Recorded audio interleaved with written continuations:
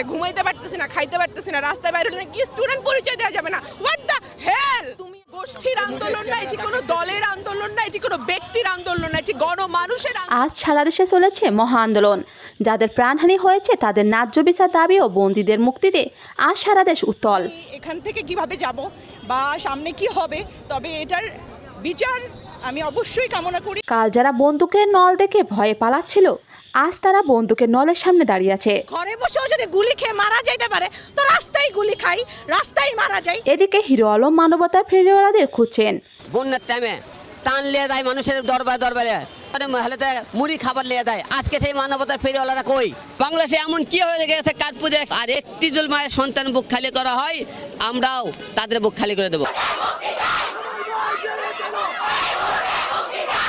আমার ছাত্রছাত্রীরা যেভাবে আন্দোলন করেছে আমি সম্পূর্ণ তাদের সাথে।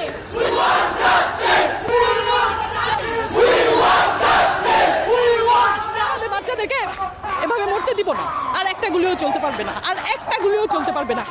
যে ফায়ারিং করেছিল তার কি কোনো বিবেক বোধ ছিল না? সে বাসাবাড়ির উপর ফায়ারিং কিভাবে করে?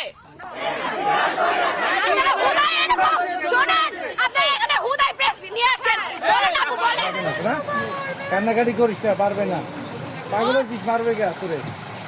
কলেজ থেকে ছাত্রলীগের সন্ত্রাসীদের নিষিদ্ধ করতে হবে। এই যে দাবি কোঠার ভেতরে সীমাবদ্ধ নাই, সাধারণ মানুষের মনে মনে ছড়িয়ে গেছে। এখন ভয় পাই না, আমরা কিছু বলতেও ভয় পাই না। আমরা যদি ফিরত না যাই বাসায় আমাদের কিছু যায়।